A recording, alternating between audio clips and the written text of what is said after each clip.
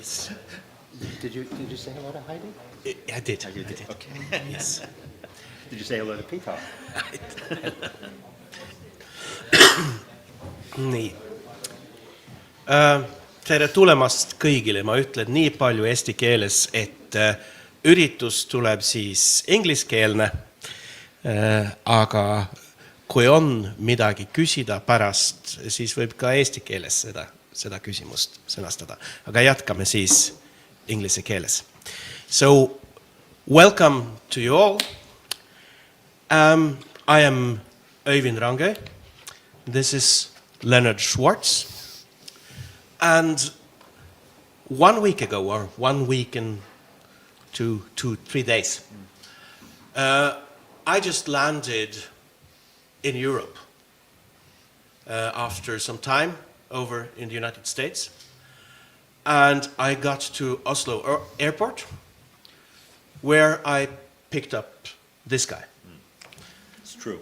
Who had already been flying around in Europe for quite a while. And I was very rude because I had a deadline. So I just said, hello, Leonard, I'm here. I'm going to work on my application. So, and Leonard was very understanding. And while I was deeply concentrated, suddenly, from behind somewhere, he would appear like this, hello. And then I understood, this is going to be fun. Okay. So, Leonard, you are from New York, but you are also connected to another edge of the United States of America, the one I happened to see last. Will you tell me a bit about your two homes and areas? Sure. First off, let me say how happy I am to be here. It's the second time I've been in Estonia. In 2017, thanks to Doris Kareva, I was here stayed at the Estonian Writers Union residency in Kosmo, and then participated in Head Red, which is a festival in Tallinn. And so it's just delightful to be back here. Thanks to Øyvind and to the festival for inviting me. It's true that in the US I have a kind of double life. From New York originally, I still spend half the year there, but I also, for the sake of a professorship, teaching job, spend half the year in the Pacific Northwest, which is indeed an edge of the continent. It's a space, let's say, from Vancouver, British Columbia, down through Oregon. I happen to be in the middle of that in Washington State. That is very hard to map. The 19th century European landscape painting values of urban, suburban, and rural just don't apply, right? They just don't apply. They apply to the East Coast of the US, but they don't apply to the West Coast, because you can be in a space that is suburban. It could be anywhere in the country or anywhere in the world at this point, and you drive 15 minutes one way and it's apparently virgin forest, and then you drive 15 minutes another way and it's urban, something like a city. So the point is, I never know where I am when I'm in the Pacific Northwest. It still hasn't been mapped yet, at least in my mind, because there's this kind of idea of a third landscape, that somehow there's the possibility of urban, suburban, and rural very nearly coexisting. So, yeah, it is said that the Seattle area, at least, is ruled by the Norwegian mafia. I've heard so. Yeah. So I said so. Through hard experience. Through hard experience. Don't get on the wrong side of them, for sure. Here in Estonia as well. And it's also been said that the area is kind of uncannily similar to the homelands for instance, Norwegians. Although I must object to that, because I really, really missed the heather. There was no heather there in the landscape. No heather. Yeah. Sorry, no heather.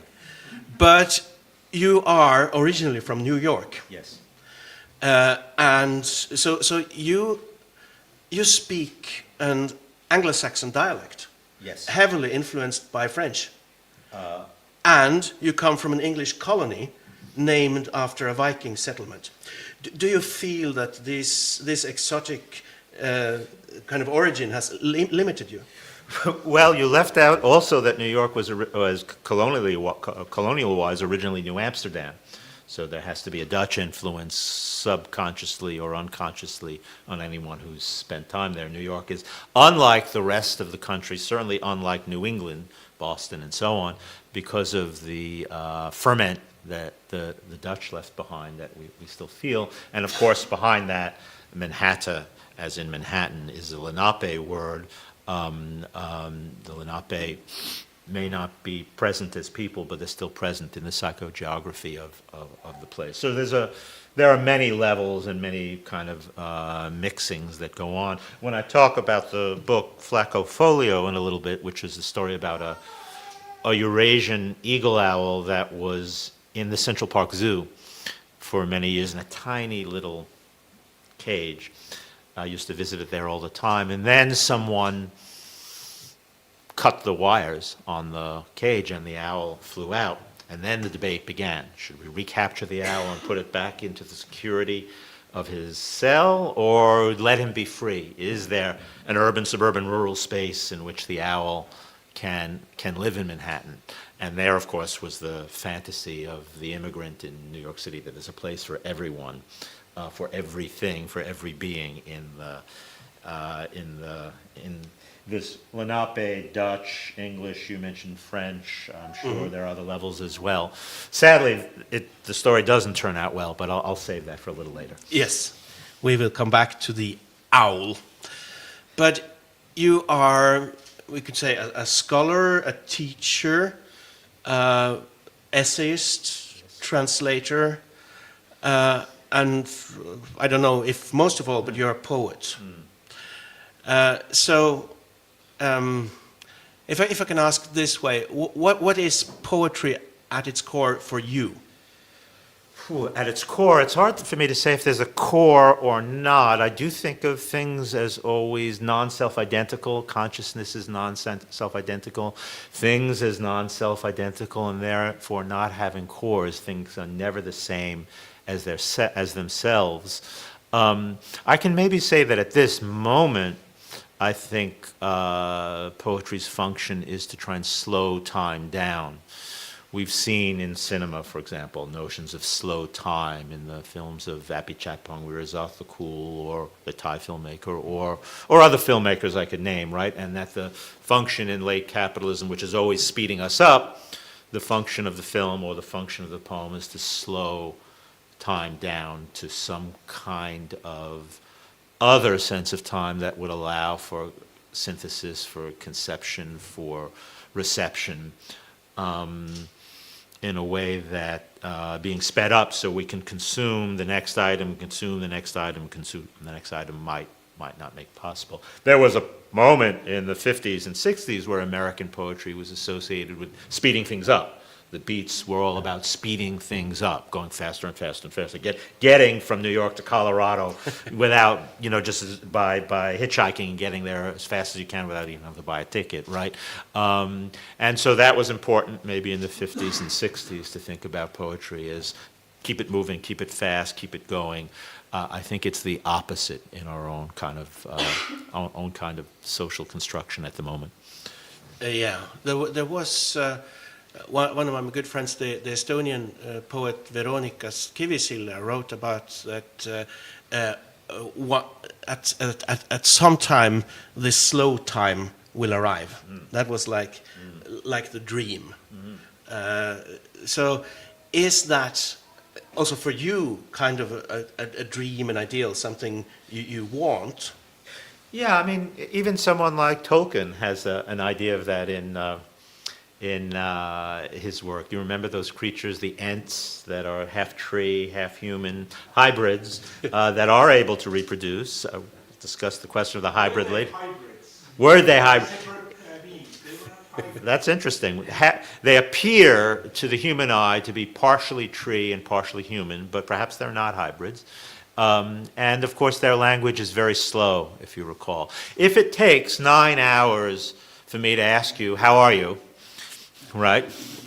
And it takes you 14 hours to respond to me, I'm fine. We both really have to care, right? That would be a language in which it would really be necessary for us both to care about the question and the response to the question. And so that would be a dream, that kind of language, right?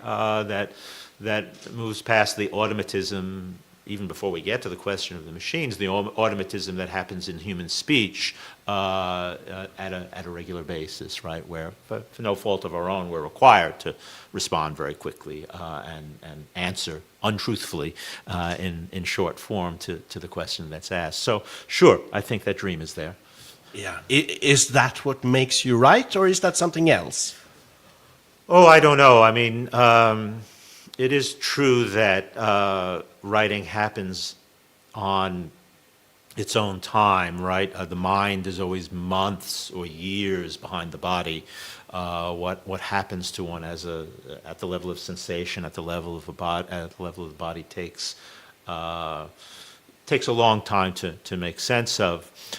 Somewhere in one of my poems entitled "If," I talk about meaning as lightning and language as lightning and sense as thunder, right? So the words flash and come across in the poem or an experience, and then seconds later, months later, years later, meaning follows, right? Because light travels faster than sound, or because event travels faster than meaning. So the question of meaning and meaninglessness is also a temporal question, right? The ability to wait patiently perhaps, for the sense in what just happened to eventually catch up. Mm-hmm. One of the things that you are known for is you had your own radio program or show called Cross-Cultural Poetics. Yes. And the name is very intriguing, of course. Could you first tell about what was the concept? What was it? Yeah, great. I'm happy to talk about Cross-Cultural Poetics. Was a radio program I hosted and produced for 15 years. It's all archived online if anybody wants to listen to it. That's something called Penn Sound, Penn Sound, which is at the University of Pennsylvania. And what I did for Cross-Cultural Poetics was mostly by phone, call poets, writers, opera singers, opera directors, theater people all over the world, and do interviews with them. And of course also read the work in their language, and then I would read the translation. If it was a writer who did not speak English, but it had to be kind of in English because it was on the radio waves, not just online, it was on the radio. If the writer didn't speak in English, then the writer would read the work in the original language, and I would read the translation. And the idea of the program was that although everybody's there in the US, you often don't get to hear the other languages, right? Because English is sort of not official per se, but dominant. There's Spanish, there are many other languages that are in play, but the importance of maybe calling Liang Ping Kwang in Hong Kong, or Sumaya El Susi in Gaza City, or, right? And having those languages on the airwaves in the US was important. Also, right-wing talk radio is dominated by right-wing tropes and right-wing figures, and this was an attempt to model a different kind of conversation, a different kind of speech that the poem made possible, or that the writing made possible. Yeah, you do not strike me as the typical right-wing talk radio host. Well, you know. So in this way, you got to encounter, it was cross-cultural poetics, not poetry. So, right. So poetics is Which wider. is, making things out of words. As we know, poesis comes from ancient Greek. It means to make. So anybody making things out of words, right? That could have been a Pentagon official generating the poetics for the Iraq War. Not that I actually called such a person or had access to such a person, but poetics does have a wider application than only poetry. It has to do with making making with words. So philosophers, or as I mentioned, happen to be interested in opera people who are working with words, were also part of that idea. And I think I probably created a space. I mean, there are many languages that I tried to present there. Doris Kareva, who's in the room, was on the program many years ago, so Estonian was represented. Probably it was both Arabic and Chinese that I had the most contact with and exchanges with. In the first case, because I thought that was the language we really needed to hear most, because of the unfortunate exoticization or worse of it, and then the Chinese for personal reasons. I know a lot of writers and poets in China. It was something I could offer in terms of contact with that language that the program really did foreground. So those are two fairly, quote, large languages in terms of the discussion of large and small, but the program was also really open to the diversity of languages as its subject. Yeah, so it means that you have really been in contact with very many kinds of poetic language and very many kinds of poetic processes and projects. Yes. Do you think there is any kind of universal scale for what is good poetry, or does it depend completely on the culture? Yeah, I don't think there's any universal scale for what constitutes good poetry. I might make judgments within my own language of American or American English at a particular moment as to what is the imperative, or what is passé, or what is interesting to me, or what is absolutely unhelpful in a language that I'm immersed in, but I wouldn't make judgments about that like that in another language, because you don't know exactly what's going on in that language and why someone is saying what they're saying and why someone is writing the way they're writing. The way they're writing, the movements and histories and developments of language are not calibrated with one another. They're happening in different times, in different spaces, in different places, happily. And therefore, what is important in one poetry may be obvious in another poetry. Poetry is the enemy of the obvious, and therefore you wouldn't want to do that in the poetry if it were obvious. Yeah. But all these encounters through the years, do you think they have influenced and informed you as a poet? Sure, of course. I mean, the existential side of it, the encounters, the travels. My spouse of 35 years is a Chinese poet from Beijing, so I've spent extensive time in China, which is a very different language and a very different culture, a very different place. I've had done work in Nepal as well, where I was interested in a particular Vedic tradition of love poetry, where it's in the experience of deep love you become aware of previous lifetimes, which I take to be an ecological thesis. If I become aware of a previous lifetime in which I was a snow leopard or a slug, that gives me a greater participation, a greater concern about its survival into the future, and also gives me a greater sense of time, because an 80-year lifespan, how am I going to be able to think about climate change and be worried about it? But if I have an 800-year lifespan, because I've got another 10 lives coming my way, and who knows where I'll be and what I'll be, then there's a stake in the primary ecological questions. So I find something like that, for example, in Vedic poetry that I don't find in other poetries, right? And then the question comes, how can you draw from that? You don't want to appropriate it. You don't want to put it on a pedestal and say it has to be respected and can't be touched either, right? That's where the questions come in, compositional questions come in. And I think they'll come in a little bit too in terms of my relationship to Estonia. But that's where the compositional questions come in terms of how you work with materials from something you've just recently discovered. Mm-hmm. You have worked in many genres, we could probably say that. Yeah. And of course there will be different opinions of how well poetry and politics mix, but you are of Jewish origin yourself. Yes. And you have even delved into one of the most impossible topics to talk about, even the Israeli-Palestinian conflict. How on earth would you do that? It is true that a number of years back I published a book called The New Babel. The images of Bosch were interesting. The New Babel, it's called The New Babel, Poems, Essays, and Interviews Towards the Poetics of the Mideast Crisis. And what I argued there, or what I attempted to demonstrate there, was that the walls between the disciplines had to come down, just like the wall that separates the Palestinians and Israelis also has to come down, right? The wall between poetic statement, as in the poems, propositional statement, as in the essays, and conversational statement, as in the interviews, which were transcribed interviews from the radio program.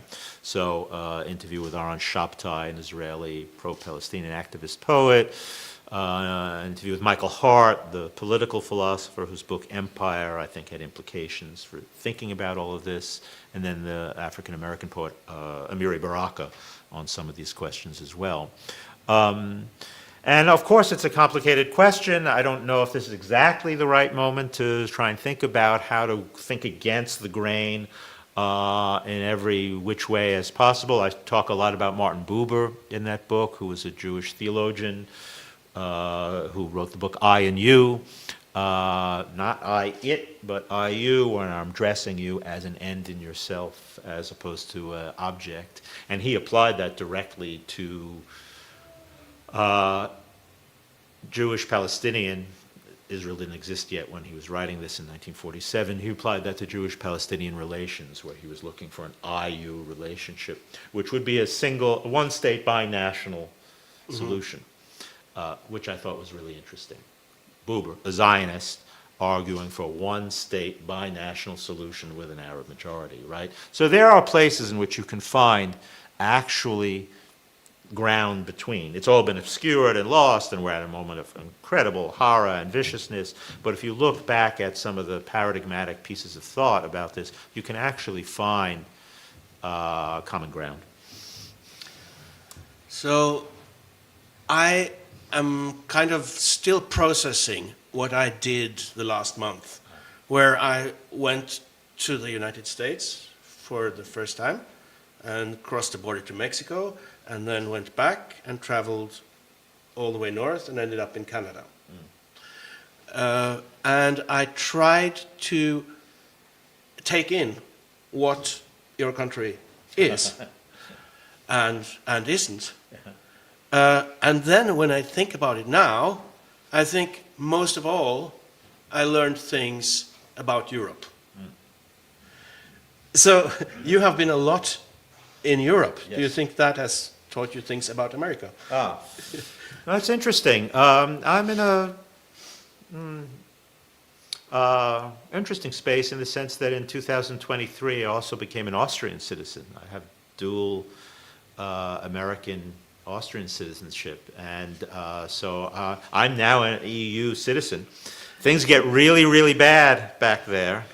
And I have the escape, and it was actually my now 26-year-old daughter who came up with this idea. She was so rattled by the first Trump nomination that she started looking into Austrian law and realized that certain changes in the law there had made it possible for us to potentially apply for reparations and receive Austrian and therefore EU citizenship. I won't tell the whole story, but it all worked out. And so I don't know at this point whether I'm an American. I am an American. I mean, I am an American, and I am a European, and I am lots of other things as well. That Vedic concept of having, or even Walt Whitman, I contain multitudes. Right? Remember that famous line from Whitman in Leaves of Grass, I contain multitudes. And as such, the whole question of eco, as in ecology or in economics, which means home in its root, eco, it's open question for me as to what home means. I know I'm defaulting to the accusation of rootless cosmopolitanism. I see it coming. But the notion would be here that there's a kind of there's an aspiration, at least, for a kind of becoming, a kind of constant movement, as opposed to a settling back into home. For that reason, I'm constantly confused. I'm constantly bewildered. I can't tell you anything about America. I can't tell you anything about China. I can't tell you anything about Europe.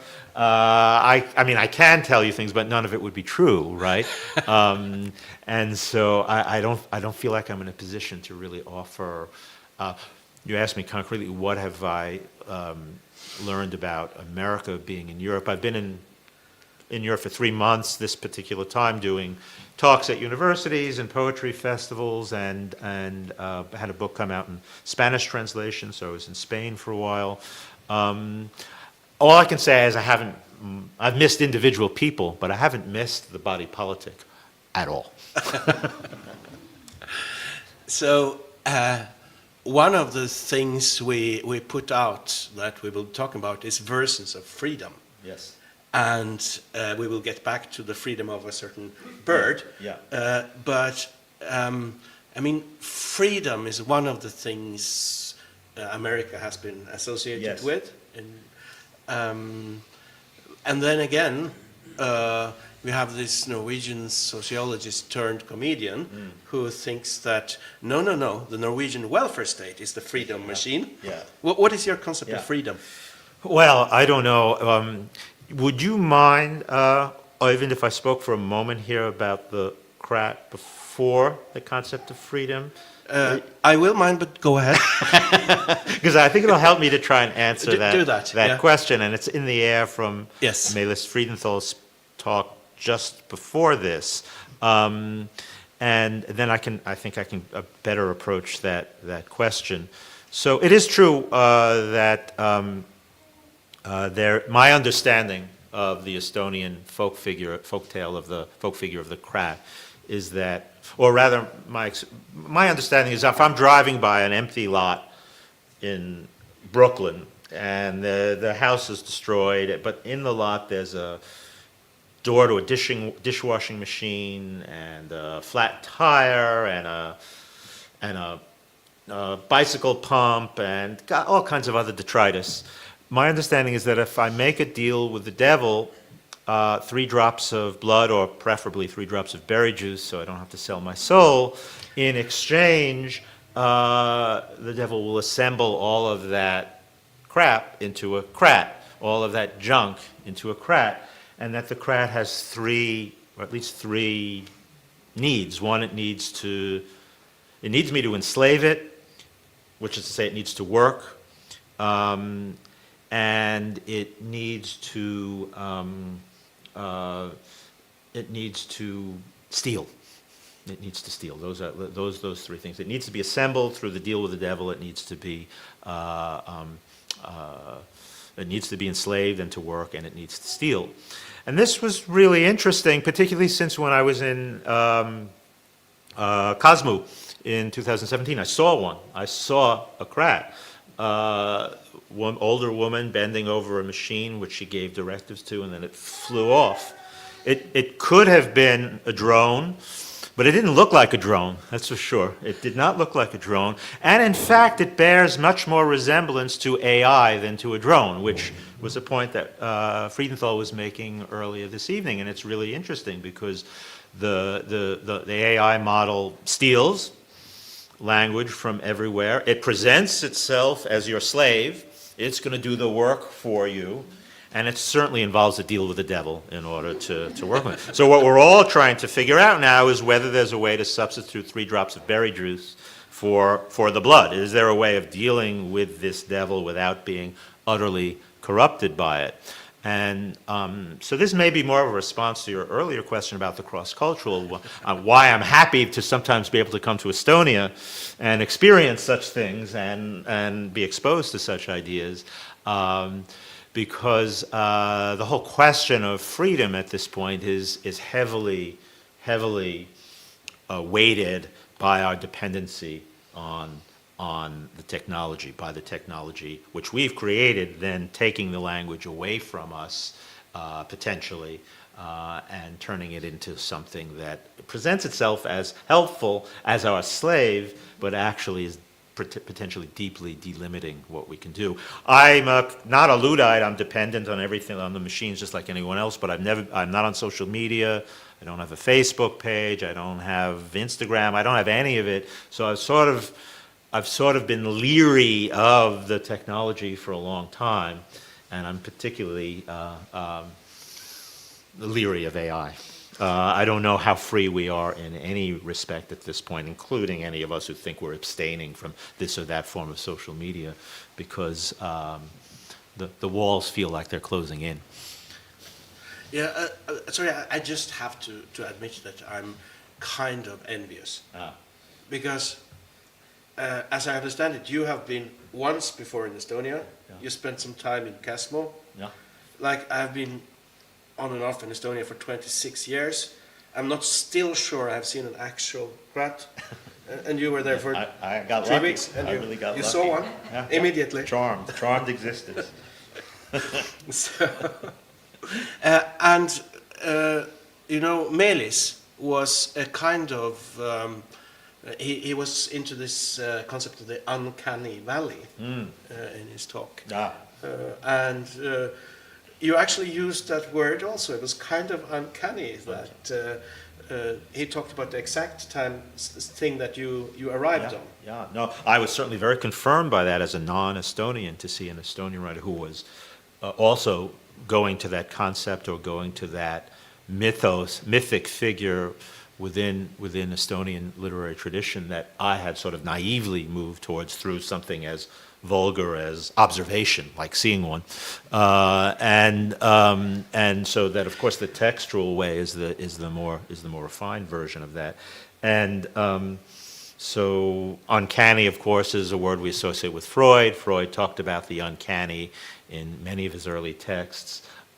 This notion that something that's been there in the unconscious for a very long time suddenly appears, right? And we're both baffled by it, bewildered by it, and also somehow familiar with it, because it was residing inside of our unconscious for a long, long time. Mm-hmm.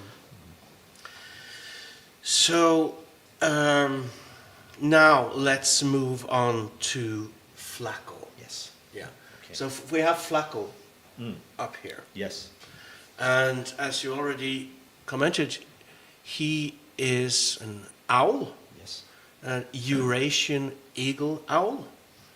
And for the Estonians, that would simply be a kassikakk, which sounds pretty normal, doesn't it?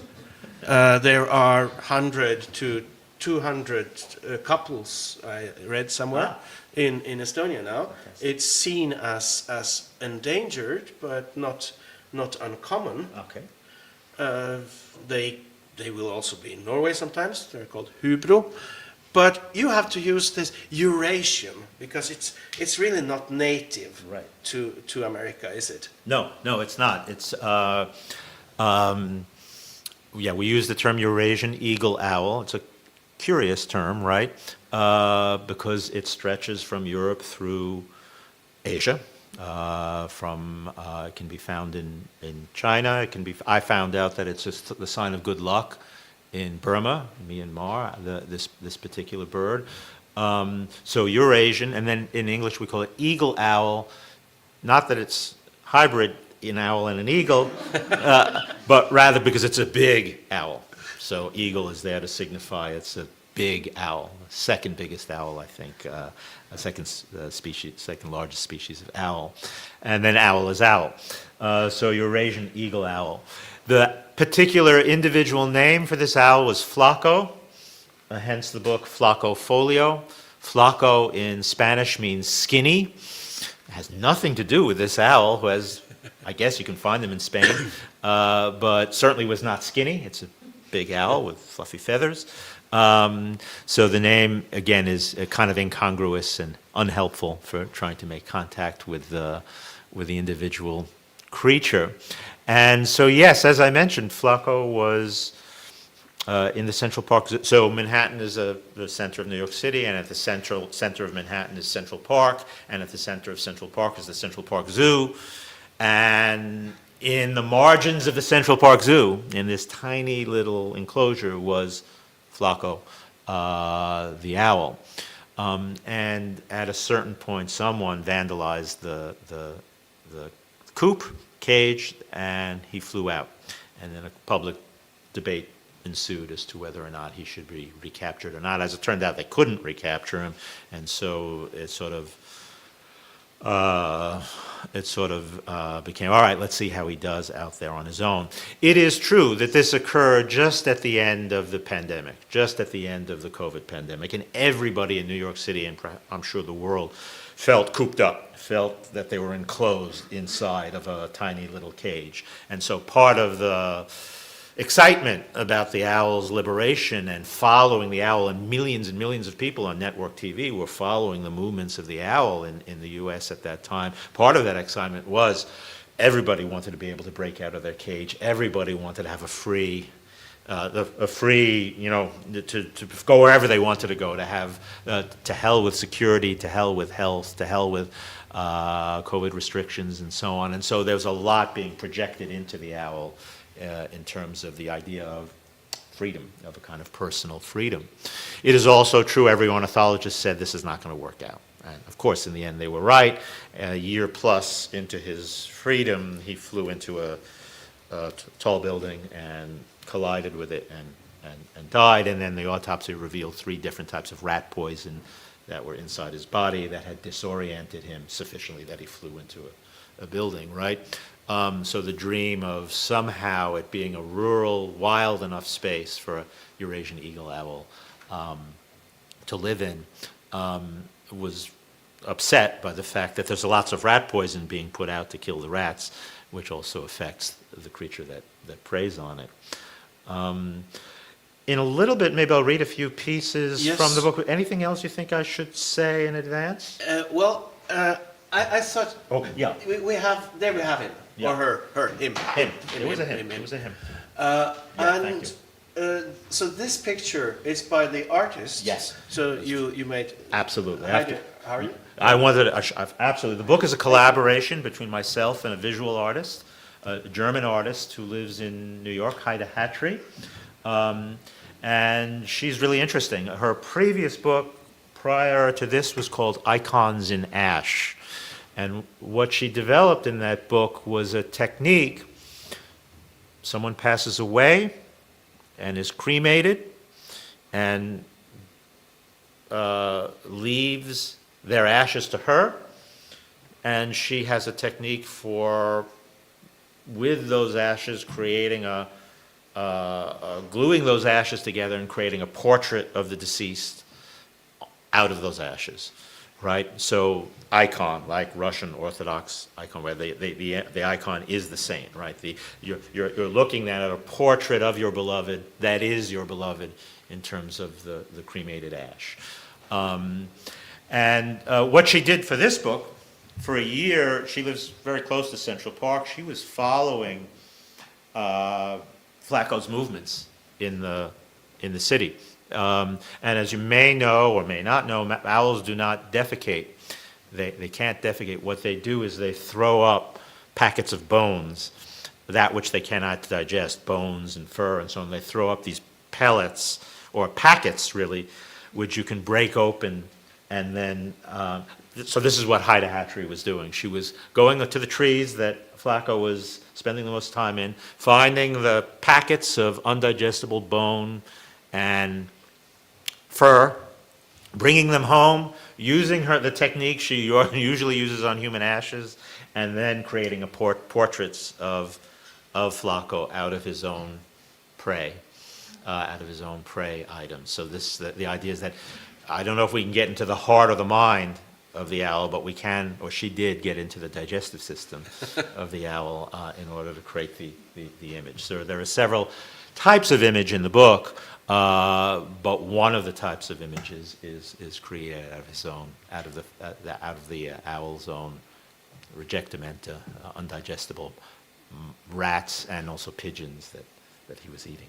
So in a certain way, this is not simply a picture of Flaco, it is Flaco at the Yeah, it is Flaco. It is Flaco, and a whole bunch of rats and New York City rats and New York City pigeons, right, that are also ground up. Is that a hybrid? I don't know. I don't think that's a hybrid. That's a synthesis of two beings that one is digestive, the other. Yeah. And before I ask you to read a little, Sure. we talked about her technique. Yes. What about your technique? Yeah. So I call the book a collection of micro essays. Micro essays meaning very, very short essays. At first I thought, oh, these are prose poems. Maybe the first one I did was a prose poem. Actually, Heide and I made a unique artist's book. There was one text we did together, and it's just one copy of that book. She has a technique for making unique artist's book. And then we really got excited about what we were doing, and then we went on to produce this larger book. So at first they were prose poems, and then I felt like there was something a little bit more propositional to these, that they were more essays than prose poems.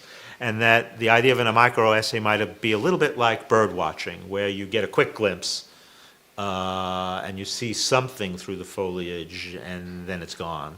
Or you get a slightly longer glimpse, it holds still for a little longer, but that the essays had to move quickly between different kinds of concerns.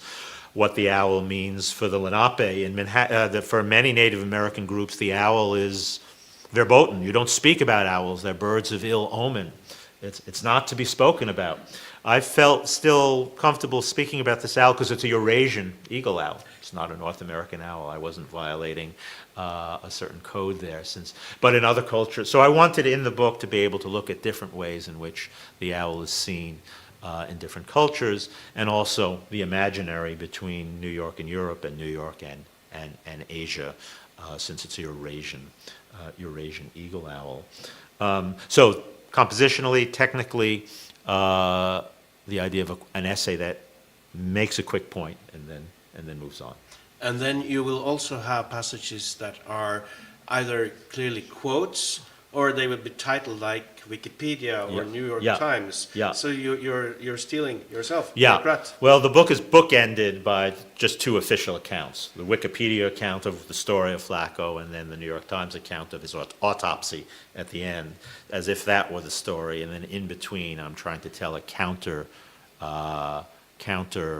version of the story. I do quote from a number of different texts, including Attar's Conference of the Birds, the great Persian poet Attar. Maybe I'll read those. The whole question of Iran and the U.S. right now is, I think, relevant. And so it's interesting that in Attar's Conference of the Birds, all of the birds go on a pilgrimage in search of the divine Simurgh, except for the owl. The owl is the only one that doesn't go off on this long, long quest, this long luster. The owl is described as remaining in the ruins, remaining among the ruins, trying to find meaning in the ruins. And this question came up with Flaco, right?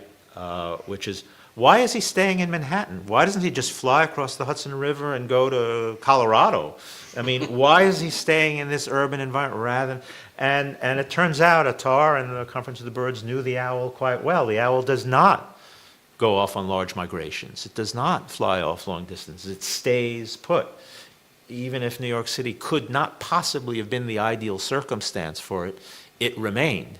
So Attar's Conference of the Birds was, among the many other great virtues of it, ecologically sound when it described the positionality of the owl, which is to make do with the circle. I won't read that text, but I remember one winter in Beijing, it was bitter, bitter cold, and we went to visit a Confucian temple, and there were 40 owls in 3 trees.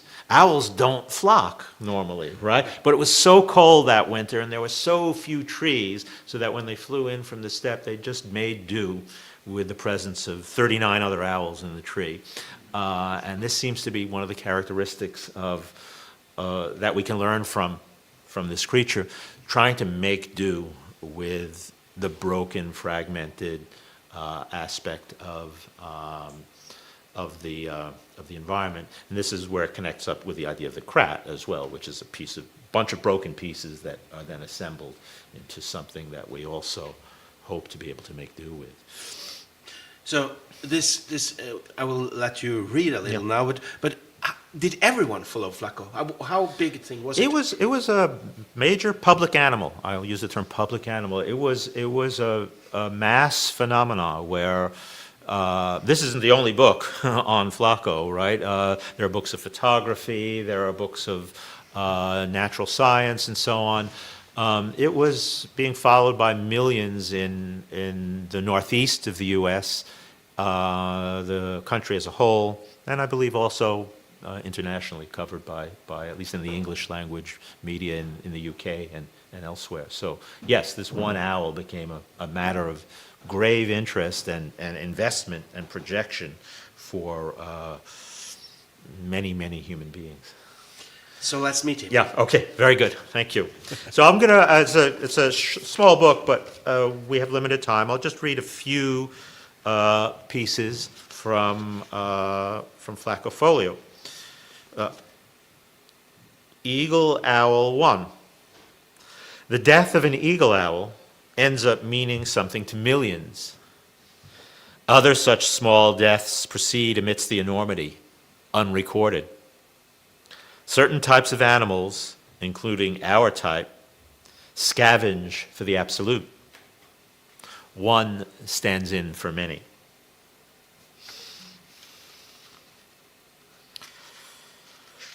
Or the death of Flaco.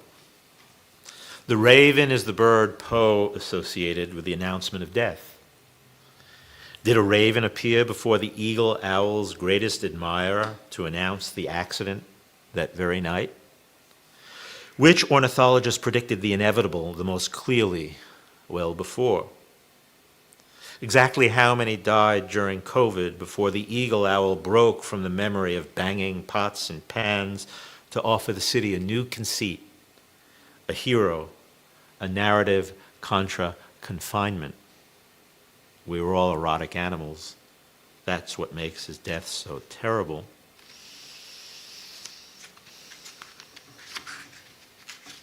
A city far from Eurasia, to know a hunger deeper than the flesh of rats and pigeons, to be a universe unto oneself when one would prefer to be apart, to hoot of it throughout the night without real hope of answering calls.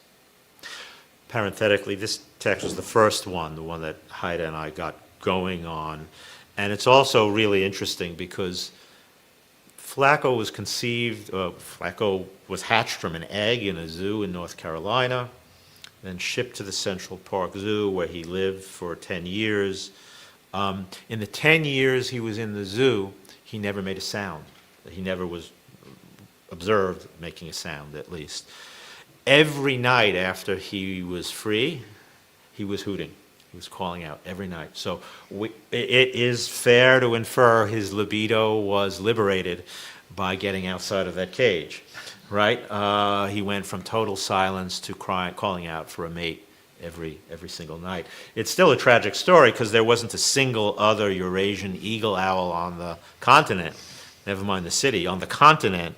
So this had to be unrequited by definition of the circumstance. But just to think about it, the real and the artificial in the context of a bird that is hatched in an incubator in a facility in North Carolina and then shipped to a zoo in New York and then abruptly freed by somebody with a very naive concept of freedom that didn't take into account the owl's security and well-being, right? And then left out there. I mean, you can see how this can go several different ways in terms of conceiving what we mean by freedom. African American readers who've read this have said, yeah, exactly, freedom, but freedom to what? You know, freedom to what toxicity on the outside? And this was literal toxicity that the owl was exposed to in terms of the rats it was eating. So the whole question of freedom, I think, was something that comes up through the projection into the owl. Let me read a couple more. Ecology 1. Ideas about the third landscape abound. This is the idea that nature and city now overlap to create a new space. A crack in the pavement in Chelsea plays host to wisps of vegetation and some ants. Central Park becomes a home for raccoons, coyotes, hawks, owls, and even, for a little over a year, a Eurasian eagle owl. The 19th century European landscape painting values of urban, suburban, and rural may no longer suffice. Flaco suffered in the indecision as to whether they do or not. Ecology 2.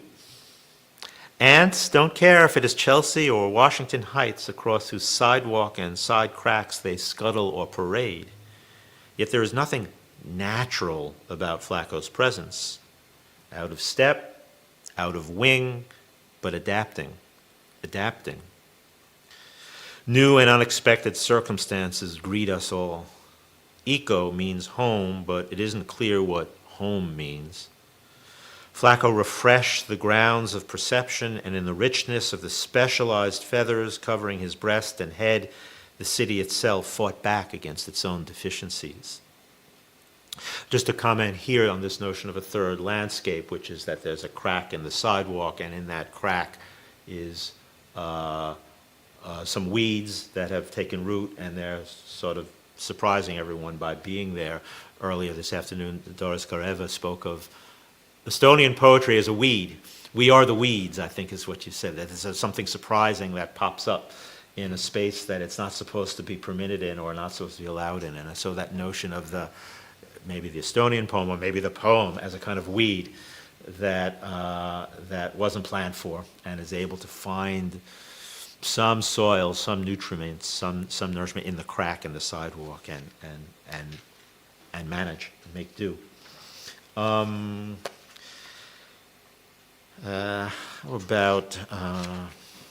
mentioned that. Flaco series. The explorer Henry Hudson believed the river that would eventually bear his name would ultimately lead him to China, not to Canada. In 2000, 2001, 2002, the director Peter Hutton made a film about the two rivers, the Hudson and the Yangtze, joining them together, as in Hudson's dream. Hutton filmed the Yangtze just as certain towns were being flooded for the dam and certain cliffs were collapsing. He filmed the Hudson in the winter when it was ice. The two rivers are thus connected in the imagination. A Eurasian eagle owl is part of this imaginary, leading right out onto the steppes in Central Asia as much as he does to Europe.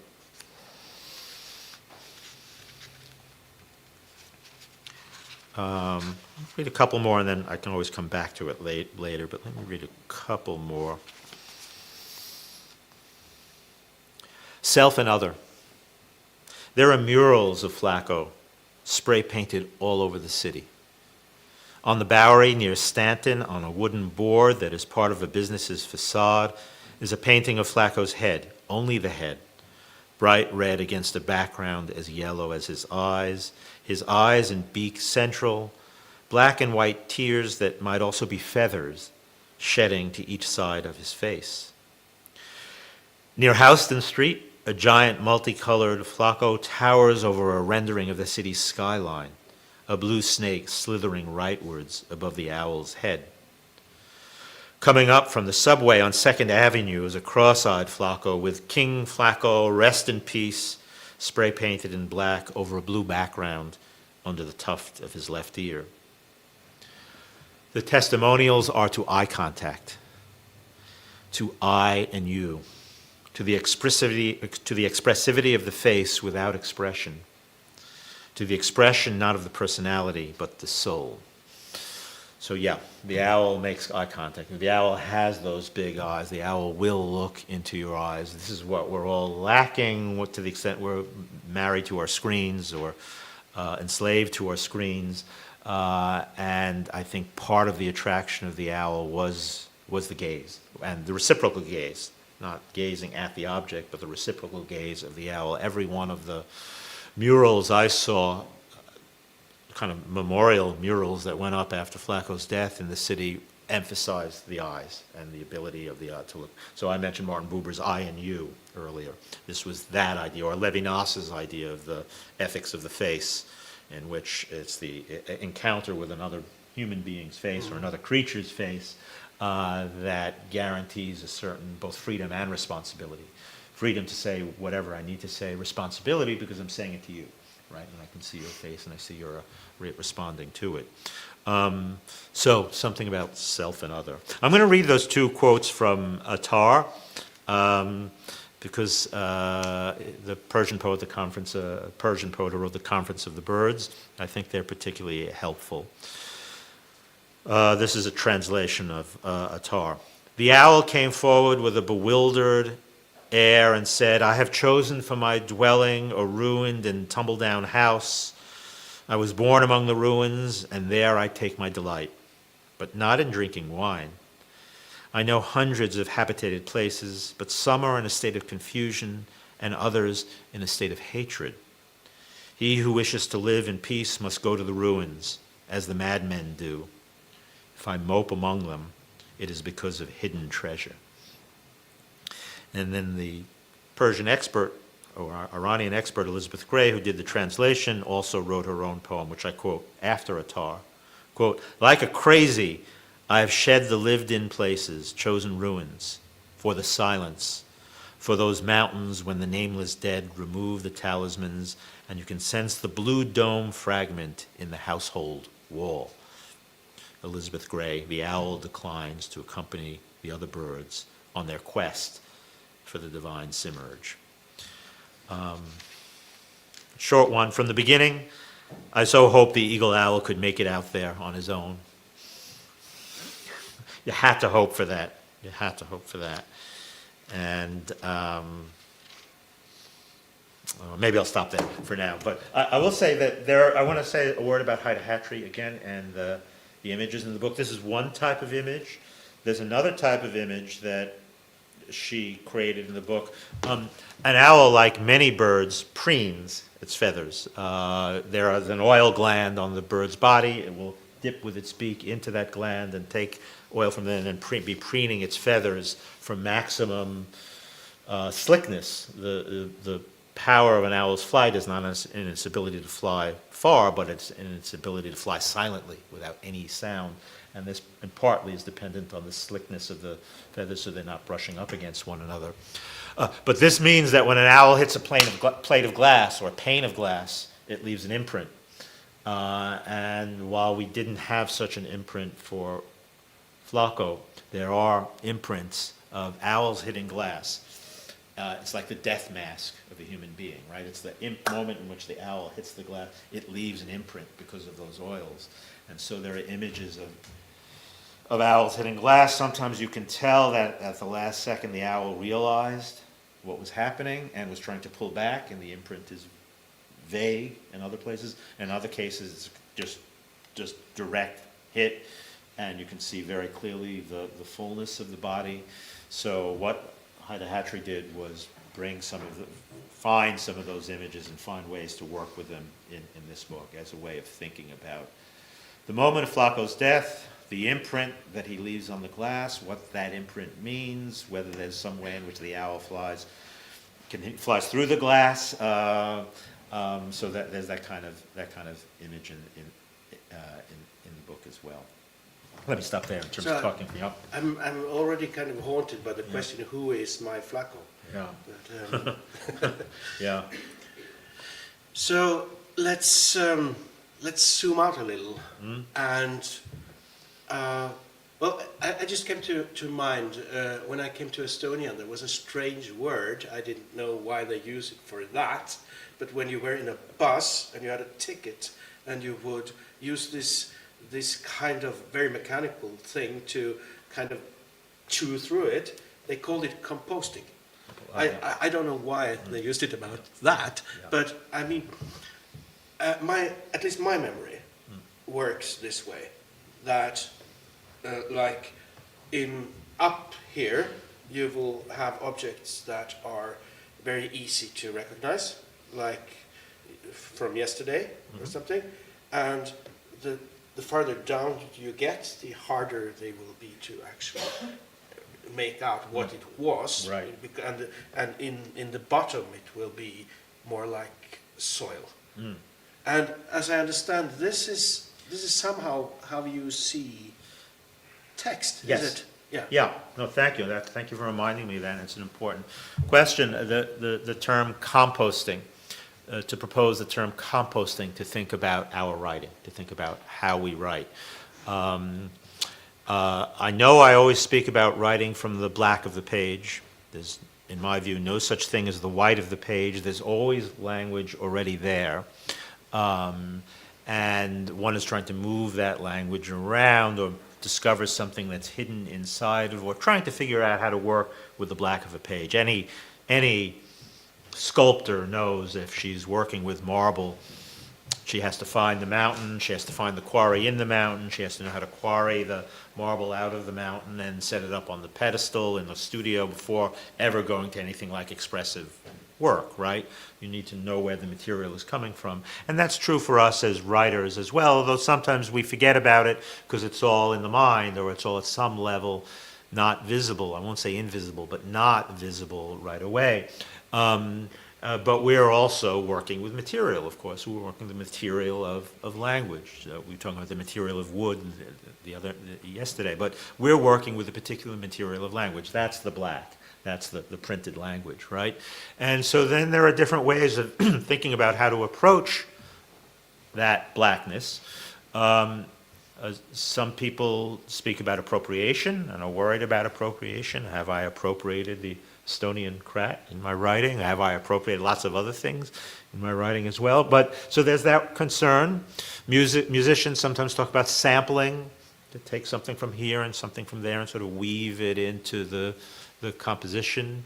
Other writers just talk about plagiarism, just simply stealing text from someplace else and then putting it into one's own writing. I propose the term composting as an alternative to appropriation, to sampling, and to plagiarizing. Composting is where you do take language from someplace else, maybe language that's been thrown away, maybe language that's still considered to be in good shape, but you begin to put it into your own text, into your own plot of writing, and allow it to begin to disintegrate and deteriorate and provide nutrients to the thing you find yourself working on. So composting gives us some kind of ecological hold. It brings us back to the connection between culture and agriculture. It offers a way of thinking about recycling, and I'm hoping it helps avoid the traps of appropriation and of plagiarism, right? Because there's the suggestion that the text is going to begin to decay, and decay is nourishing. And what comes out of that nourishment, we don't know yet, right? We're expectant and excited about that. It's not entirely like many ideas. There's another writer, Jed Rasula, an American poet of Finnish background, Jed Rasula, who wrote a book, Ecological Imperatives in American Poetry. And he argues in that book that the really important environmental and ecological question is to figure out how to do quotation.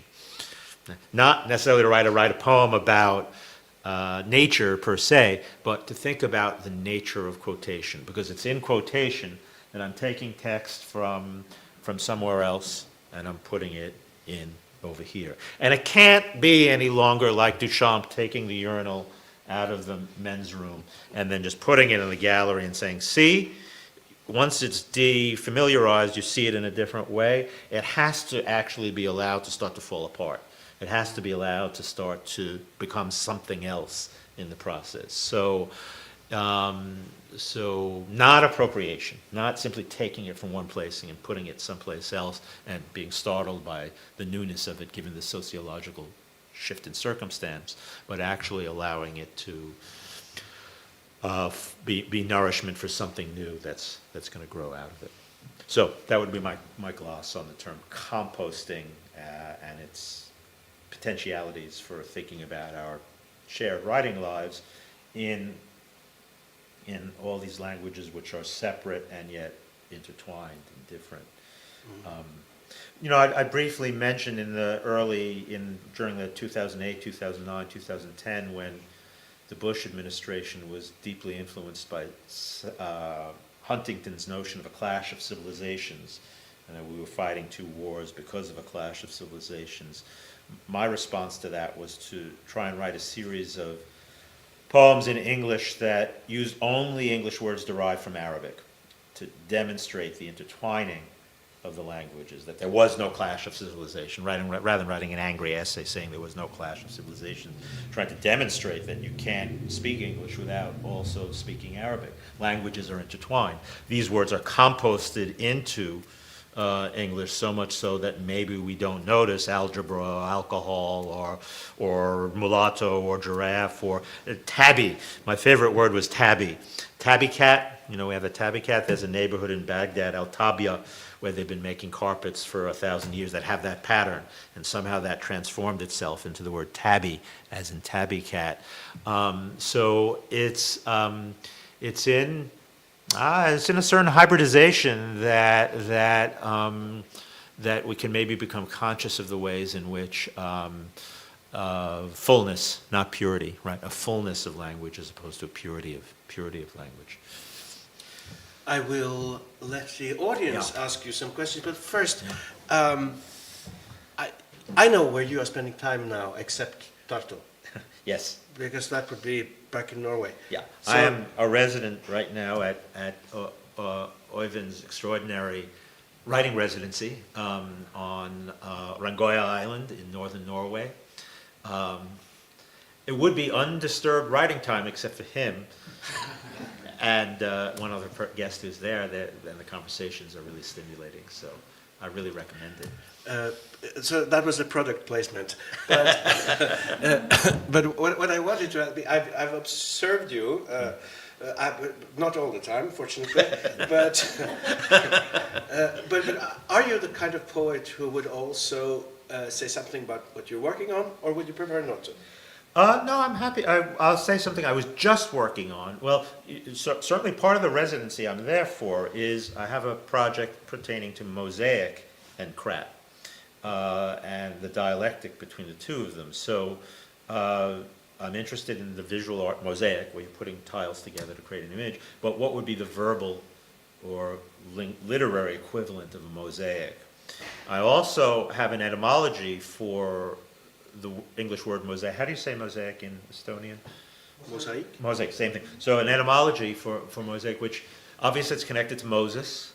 Plato is the Moses of the Attic world. That machine translated it correctly. So Moses is the Plato of the Hebraic world. And this word mosaic is connected to it, right?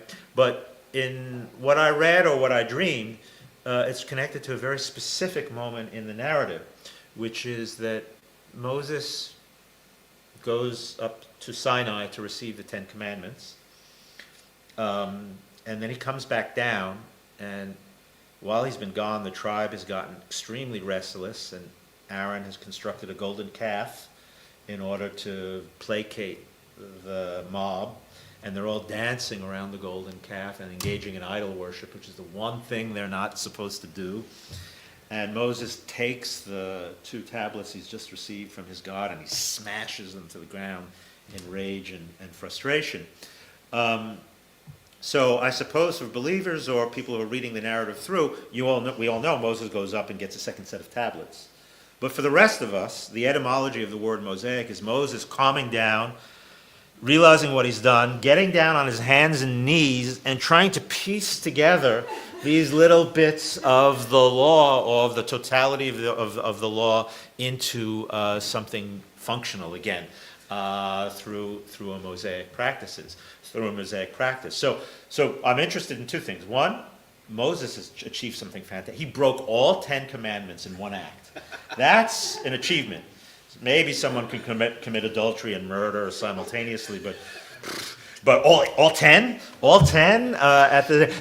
so in terms of a notion of evil, I think that's very interesting that Moses breaks all 10 commandments. And I think whenever as Bataille taught us, whenever there's an extreme rejection of something, that thing must be present. So in the extreme rejection of animism and the extreme rejection of the idol worship, there's also a strong presence of it. Similarly with the story of the Kratt, which I'm sort of setting into, they're both assemblages, right?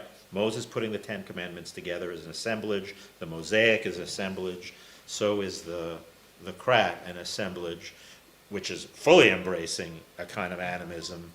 And so I'm trying to put those two into conversation with one another in terms of mosaic and Kratt, the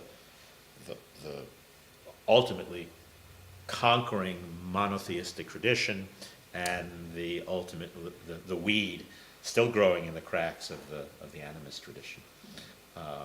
So that's allegedly what I'm working on in Norway. So then it's my responsibility to leave you enough alone to do Yes. that. Yes. So, would there be any questions Yeah. from the audience?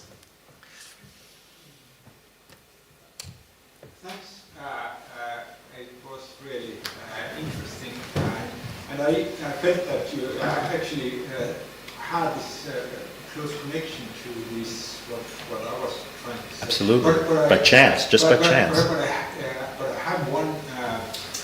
Do you know the story of when Virgil was accused of plagiarizing Homer? Yes. So the story goes that people accuse Virgil that he has really borrowed whole sentences and verses from Homer, and then Virgil answered that not anyone is capable of wrestling the club from the hands of Hercules. So and then when you talk about this composting, Yeah. then I began to think about this story, that this is not composting, this is something else, this is appropriating in a way that you take the tool and you use it for your own purposes. Yeah. So it's still visible there, and you're still, but you are just taking it as your own. Right. And this very often happens, like Shakespeare has done it a lot. So what's this tension between this, wrestling the club from the hands of Hercules and composting it and growing it?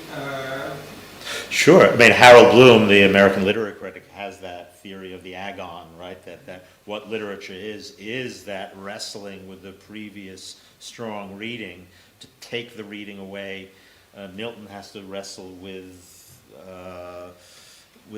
you can come up with let's just stick with Virgil wrestling with Homer, right? You have to Virgil wrestles with Homer in order to take the myth away from him and make the new version of it that is recognizably the old. Ezra Pound talks about making it new. There's an it to be made new, right? And so when in the cantos, when Pound is delving into all kinds of different traditions, you can see the traditions he's drawing from, and he's leaving that there, right? So then there's this border between wrestling and transforming, right? And so let's just say there are two kinds of, I mean, there are many kinds of avant-gardes, but let's just say there are two kinds of avant-gardes. There's one kind of avant-garde which argues, make it new, like Pound. And then there's another kind of avant-garde which says it's year one, we're starting all over. Like the French Revolution, year one. It's not 1788 anymore, it's year one. Or Marinetti, the Italian futurist, kill the moonlight, kill everything that came beforehand, right? And I think the idea of composting tries to negotiate between those two ideas, between the idea of there is this one tradition and we're wrestling the crown jewel of that tradition away from Homer if I'm Virgil, or Dante if I'm, Dante does that with Virgil, right? Virgil can guide Dante through the first two through the first two worlds of hell and of purgatory, but he can't go up to paradise because he's not Christian, right? He has to leave Virgil behind, right? That notion that you're wrestling with the previous major figure in the tradition and taking it for yourself is very interesting and very important, but not absolute, because then there's this other idea that you just want to blow it all up and start all over again. And I think the composting idea tries to negotiate between those two. What you know about composting? Sorry, Yeah, asking you again. A couple of days ago, we moved compost from one place to another, and I took a shovel and shoveled the compost. And it's not uniform, you know. True. You have egg shells there, Yeah. which do not compost, and they preserve their shape. And there are That's great. avocado skins there, Yeah. which do not compost. Yeah. And there are many things, and you have to just pick up different things and throw away, because there are metal things or plastic things there, and then you have to crush the eggshells, but they don't disappear. They are there. So the composting is not so that. But that's great when, at least in the writing, that's great when some things cannot be destroyed. Yeah, exactly. Some things cannot be destroyed. Those are the things we want to find in the poems, the indestructible elements that do not change their shape, remain eggshells of all things. Yeah, that are indestructible. Fantastic. Yeah. Other. What do you think writers should speak up about problems in society, like environment or inequality, or rather not? Yeah. Well, I think if I can use a basketball metaphor, you have to fake right in order to go left. I think unless you have overwhelming force behind your statement as a writer, you have to be somewhat strategic and deceptive. Oftentimes I think the American left or American progressives are so overconfident, and then they end up getting their shots blocked because they're announcing which position they're going in. So I think everything is political, but I also think, to come back to Homer, well, that's not really in Homer. To come back to the Homeric hymns, the Trojan horse strategy is a very good one. The Trojan horse strategy is a very good one. It should look beautiful on the outside, look like a work of art on the outside, be encouraged to roll it into the city because it looks so beautiful, and the political content needs to be hidden or available to a second reading or a third reading as opposed to a first reading. Or else it's easily framed and dismissed. I had that experience myself. I wrote a poem in 2002 called The New Babel. It was about September 11th, 2001, when the Twin Towers were hit and the towers fell. I was in New York for that, and I wrote about that, but also in relationship to the Afghan war, which had already started, or just a month later had started. And that poem was translated into like 12 different languages very quickly. And I realized, because it was angry about the wars, and it saw the collapse of the Twin Towers is not like Pearl Harbor, which is what the mainstream media was saying, but it was like a little Hiroshima. A civilian target had been hit because of some bigger issue, right? And I think that poem got translated into all those languages because it was signaling to Europeans that, Americans haven't completely lost their minds. They have a sense of proportion about what happened in New York on September 11th, which was wrong. We had lost our minds. We had no sense of proportion. We started 2 major wars on the basis of that. So really that explicitly political poem I wrote, Qua Babel, played a trick on me because it was signaling to the extent these signals are picked up, to other places that we hadn't lost our minds. It was being translated because it was reassuring that we hadn't, and it was wrong. It was wrong. So I learned my lesson about trying to write explicitly direct political poems because they often backfire. They often produce the opposite effect of what they intended. Brecht had it in Mother Courage, right? There's the big anger and there's the little anger. The little anger is when I'm angry, and I'm angry, whether it's in a poem or in speech, and I'm broadcasting to you that I'm angry. But Brecht says that's never revolutionary because the anger peters out. Whereas big anger, I never know you're angry. You don't have to be super street smart to know that you're more dangerous. If I don't know you're angry, right, because you can come up behind me and stab, you can get me that way, right? So I think big anger for Brecht implies a poem that may not even look political at all. That would be my take on Other, please, other questions? What do you think, how important was this COVID background for the story to be? Because for myself, I think that this is something that is the main reason why this Flaco story became so big. For example, because like this Ukraine war started 2014. Not basically, it started back then. 2024. Then, Yeah. this was connected to those processes before World War One, First War, and this seems very crazy. But I think that like 2039, the reaction and all other consequences were absolutely different. So this was my idea. How do you feel about this? Why this became so important? Was this like something really about ecology or freedom, or was it just only because this moment was right?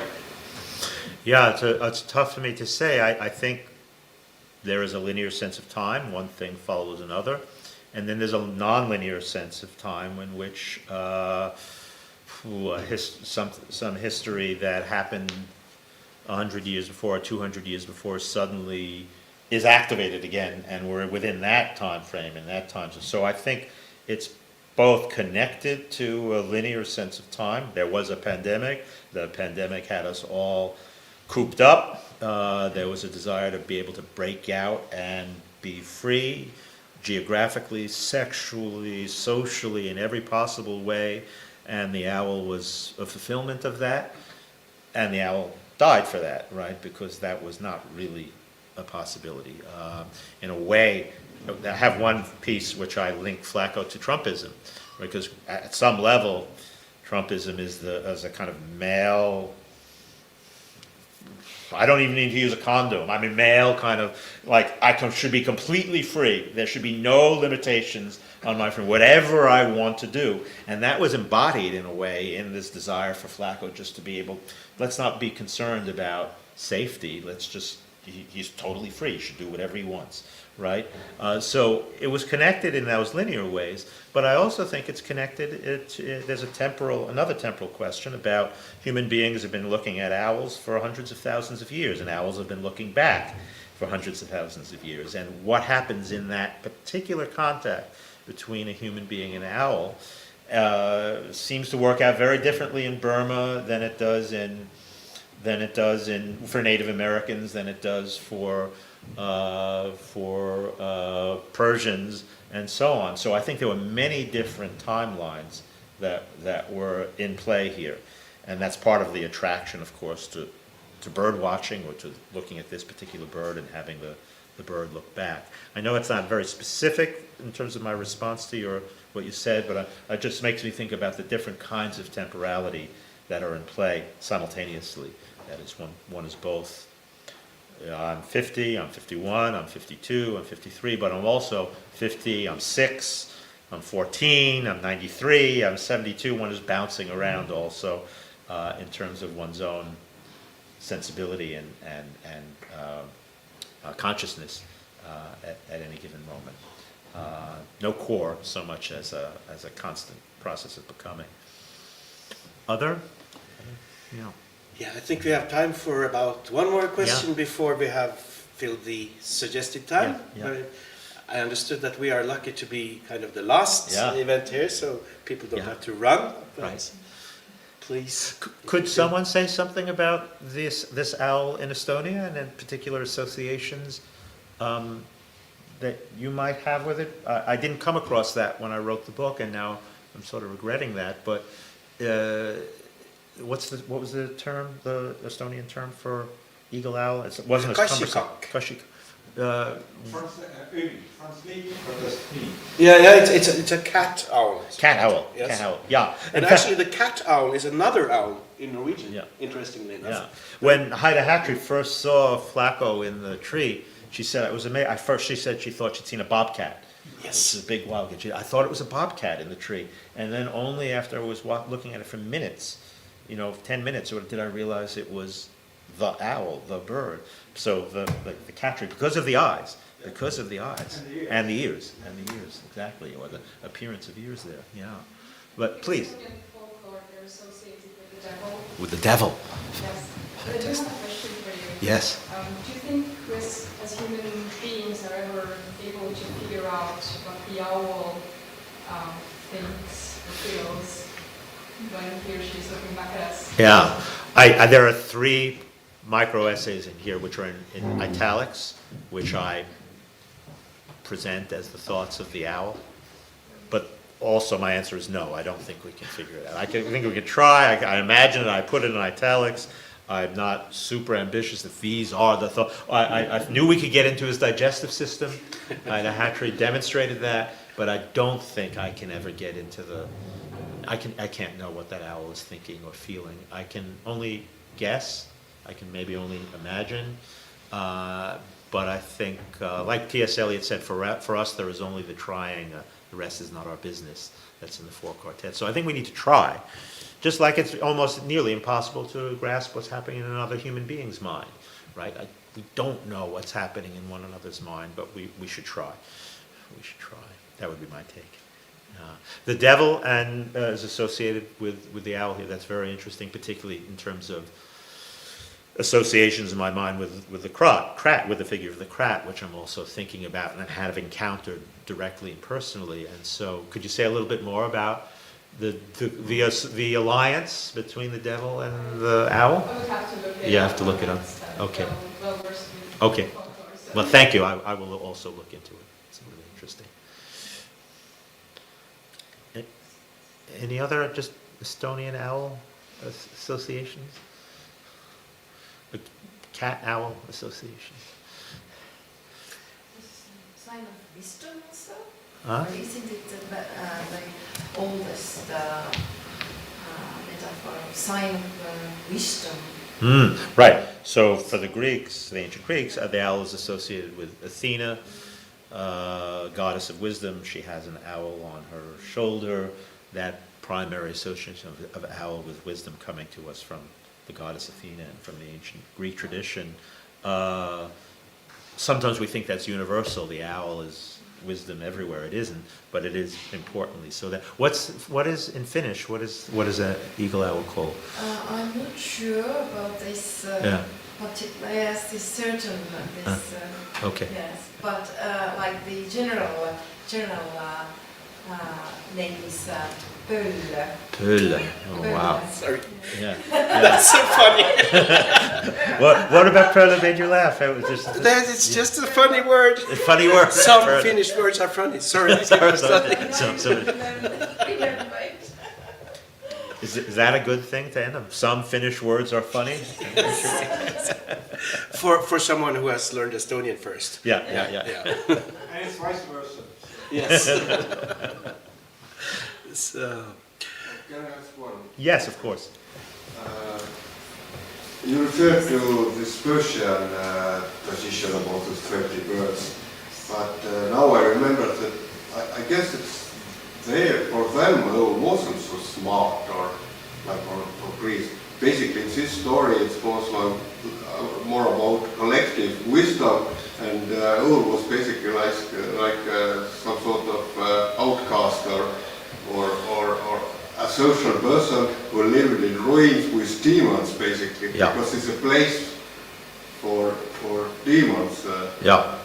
And this is completely different. It's completely different. It's completely the owl is a loner, which the owl is a loner. It doesn't flock, and the owl does not go on large migrations in search of eternal truth the way the other birds do. And the owl does not go on large migrations. It makes do with where it is. And so it depends how one reads Atara's Conference of the Birds, whether the owl is a loser because he didn't join with the others and go seeking for divine wisdom, or whether the owl, or whether the owl is the survivor who is able to figure out in bare conditions and broken or fragmented situations how to how to make do as best as one can. So yeah, that would go. You know, I'm not a expert on Iranian epic, and so there'd be some really interesting questions about how the owl, the interpretations of the choice of the owl not to go on the transcendental search with the other birds in Atar, But in a sense, this choice to be in these really dangerous places, Yeah. in ruins, it was like loaded. It wasn't like this old place. It's fulfilled with evil spirits, Yeah. basically. Yeah. And to fight against them, it was actually like different way to gain this wisdom. Yeah. And I guess Flaco made same choice. Yeah. Eating those poison rats. and choosing to remain at the center of world capitalism. Right. Choosing to remain at the center of world capitalism and manage, and to try and manage. And filled with poisoned rats and pigeons with herpes viruses. Yeah, exactly. No, I think that's, I'm not sure what to say, but I think your reflections on it are really interesting,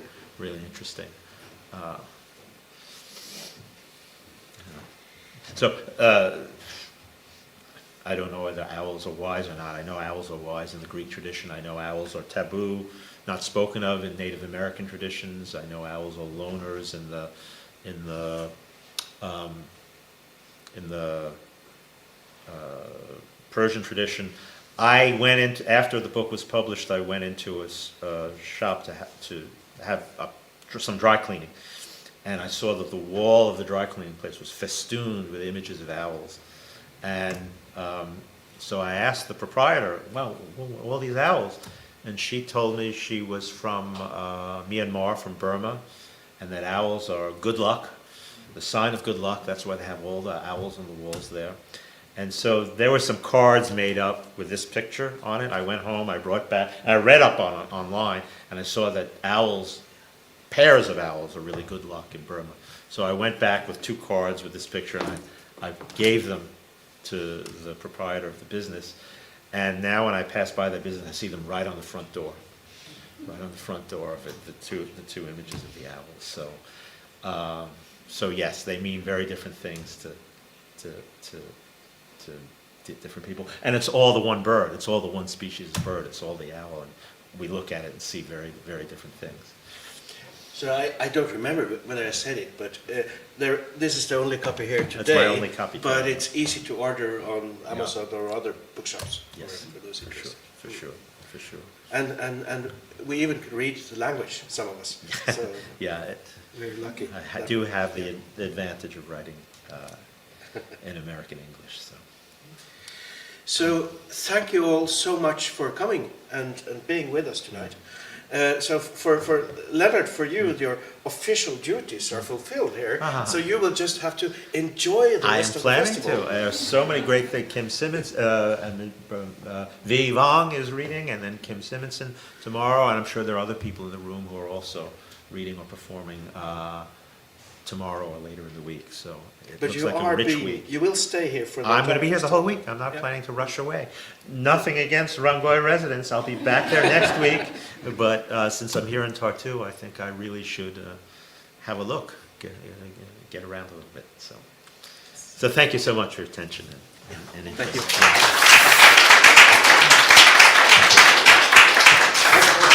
Oh, thank you so much. Yes. Thank you so much. Wow, fantastic. Great. Yep. Yep. And I will see you all tomorrow, I hope. Yes.